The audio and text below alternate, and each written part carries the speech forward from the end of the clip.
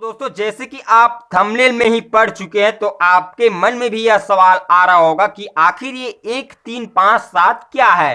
तो दोस्तों मैं आप लोगों को बता दूं कि ये जो 1357 का डिजिट है यह एक ऐसा ट्रिक है जिसके मदद से आप यह पता लगा सकते हैं कि आपके डीटीएच पावर सप्लाई का आईसी खराब है या नहीं।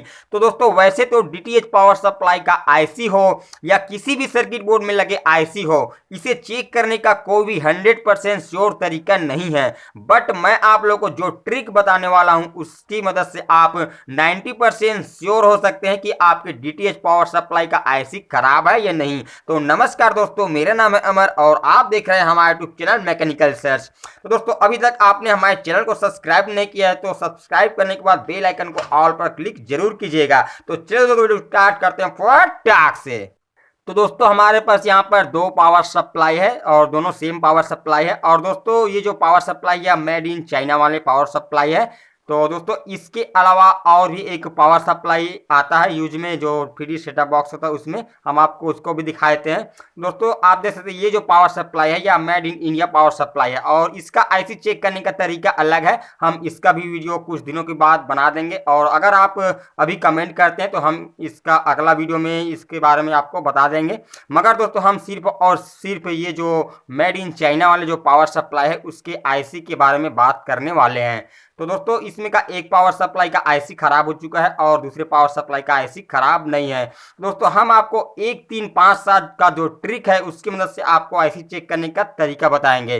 दोस्तों आईसी खराब जब होता है तो उस कंडीशन में मैं आपको बता दूं कि इसका जो डीसी आउटपुट होता है, जैसे कि इसमें 5 वोल्ट आता है, 24 वोल्ट, 12 वोल्ट और 3.3 वोल्ट ऐसा आता है। मगर दोस्तों पावर सप्लाई का जब आईसी खराब होता है तो उस कंडीशन में आपका 00 वोल्ट शो होता है। मगर दोस्तों जब 00 वोल्ट शो हो रहा है तो इसका अर्थ यह गारंटी के साथ नहीं है कि आपका आईसी ही खराब हो, और भी कोई कारण हो सकता है। मगर दोस्तों जब आपका पावर सप्लाई में कोई भी वोल्ट शो नहीं हो रहा है तो ज्यादा से ज्यादा चांस होता है कि आपके पावर सप्लाई का आईसी खराब हो चुका हो। तो दोस्तों आपको इस बात को ध्यान जरूर रखना है, जब आप आईसी चेक करने जा रहे हो तो आप उसका डीसी आउटपुट वोल्ट जरूर चेक कर ले कि उसमें वोल्ट आ रहा है कि नहीं आ रहा है।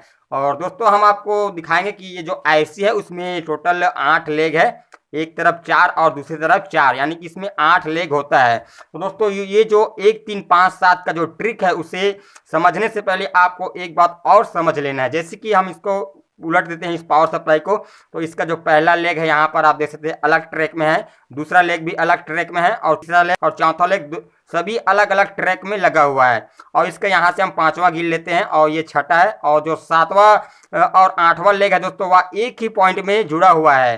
तो दोस्तों जैसे कि आप देख सकते हैं इसमें इस तरफ का जो 4 लेग है वह सभी अलग अलग ट्रैक में लगा हुआ है। जैसे कि आप यहाँ पर देख पा रहे हैं इसका जो इधर का राइट साइड का चारों लेग है वह अलग अलग ट्रैक में जुड़ा हुआ है और इधर का 2 लेग अलग अलग ट्रैक में है और 7वें और 8वें लेग है वह एक ही ट्रैक में है। दोस्तों हम इसे पॉइंट वाइज समझते हैं, यानी कि तो इसमें टोटल 7 पॉइंट हमें मिलते हैं, क्योंकि 7वें और 8वें जो लेग है वह एक ही पॉइंट में जुड़ा हुआ है। तो दोस्तों आपको क्या करना है, मल्टीमीटर लेना है और कंटिन्यूटी पोर्ट पर स्विच कर देना है। और उसके बाद आपको क्या करना है, मल्टीमीटर का जो पॉजिटिव प्रोब है उसे आपको आईसी का 1 नंबर पॉइंट में रख कर चेक करना है और बाकी का जो 6 लेग होगा, 6 पॉइंट होगा, वहां पर आपको नेगेटिव प्रोब को रख के चेक करके देखना है। यानी कि दोस्तों हम 1 में, उसके बाद 3 में, उसके बाद 5 में, उसके बाद 7 में जो पॉइंट है आईसी का उसे यहाँ पर चेक करेंगे। तो दोस्तों पॉजिटिव प्रोब को याद रहे, आपको पॉजिटिव प्रोब को 1 नंबर पॉइंट में रखना है और बाकी का जो 6 पॉइंट है उसमें आपको नेगेटिव प्रोब को रख कर चेक करना है। और ऐसा करने से आपको किसी भी प्रकार का कंटिन्यूटी और बीप साउंड नहीं मिलना चाहिए। तो यहाँ पर किसी प्रकार का कंटिन्यूटी नहीं मिला, बीप साउंड नहीं मिला, तो ये हमारा पहला स्टेप पास हुआ। हम अगला स्टेप में पॉइंट नंबर 3 पर रखेंगे पॉजिटिव प्रोब को। उसके बाद जो बाकी का 6 पॉइंट है वहां पर हम टच करके देखेंगे जो नेगेटिव प्रोब है उसे।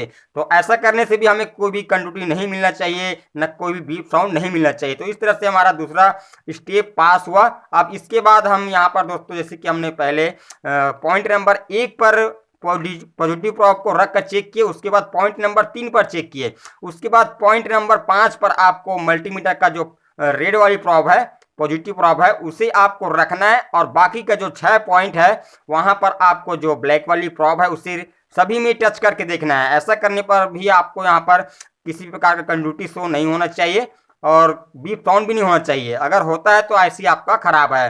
तो इस तरह से हमने तीसरा स्टेप भी पास कर लिया, किसी में कंडक्टिविटी शो नहीं हुआ। अब हम आखिरी स्टेप में जो पॉइंट नंबर 7 है वहां पर पॉजिटिव प्रोब को रखेंगे और बाकी का जो 6 पॉइंट है दोस्तों वहां पर टच करके इस तरह से देखेंगे। तो इस पर भी हमें किसी प्रकार का कंडक्टिविटी शो नहीं हुआ और न ही बीप साउंड हुआ। इसका अर्थ यह है कि हमारा जो पावर सप्लाई का आईसी है वो लगभग 90% खराब नहीं है। तो दोस्तों इस प्रकार से आप श्योर हो सकते हैं कि आपका पावर सप्लाई का आईसी खराब है या नहीं। तो चलिए हम आपको जो खराब पावर सप्लाई है उसका आईसी को इसी ट्रिक की मदद से चेक करके आपको दिखाएंगे।